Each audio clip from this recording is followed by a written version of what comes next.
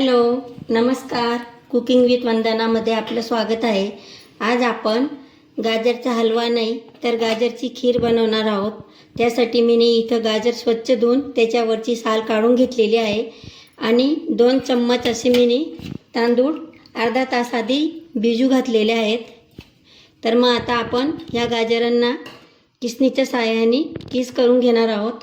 तर बघा, गाजरला मी किसणीच्या साहाय्याने क्रश करून घेतलेले आहेत आणि जे भिजवलेले तांदूळ होते त्यांना मिक्सरमध्ये थोडेसे जाडसर असे करून घ्यायचे आहेत. एकदम पेस्ट करायची नाही, फक्त एकच वेळेस फिरवायचं. आता कढईमध्ये 1 चम्मच असं तूप घालत आहे. याला तूप जास्ती लागत नाही, फक्त आपण याच्यात ड्रायफ्रूट त्यानंतर त्यामध्ये ड्रायफ्रूट फ्राय करून घ्यायचे आहेत थोडेसे.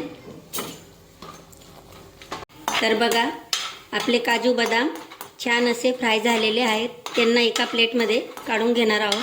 त्याच कढईमध्ये तुपातच आता आपण जे किसलेले गाजर आहेत ते घालत आहोत. त्याचा किस तुपात छान असा भाजून घ्यायचा. आता किस छान असं भाजलं गेलं की नंतर त्यामध्ये मी म्हैशीचं दूध घेतलेलं आहे. फुल फॅट दूध असलं तर आपली खीर छान अशी तयार होते. त्यासाठी त्याच्यात दूध घालत आहे. 1 लिटर असं दूध घालत आहे.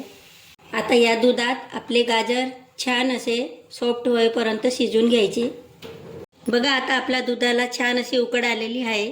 उकड आली की नंतर आपण जे तांदूळ मिक्सरमध्ये ग्राइंड केलेले आहेत ते घालायचे. आपण जे तांदूळ घातलेले आहेत ते छान असे शिजायला पाहिजे तिथपर्यंत आपण ही खीर गॅसवरतीच राहू द्यायची आणि जे कडाला दूध चिटकत असतं ते काढून घ्यायचं, नाहीतर त्यामुळे आपली खीर कडवट होऊ शकते.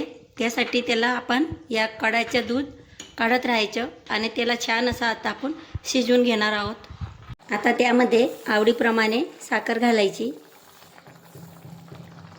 या टायमाला तुम्ही त्यात खवासुद्धा घालू शकता जर अवेलेबल असला. मी घालत नाही कारण खवा ऑप्शनल आहे. घातला तर अजून चव वाढते.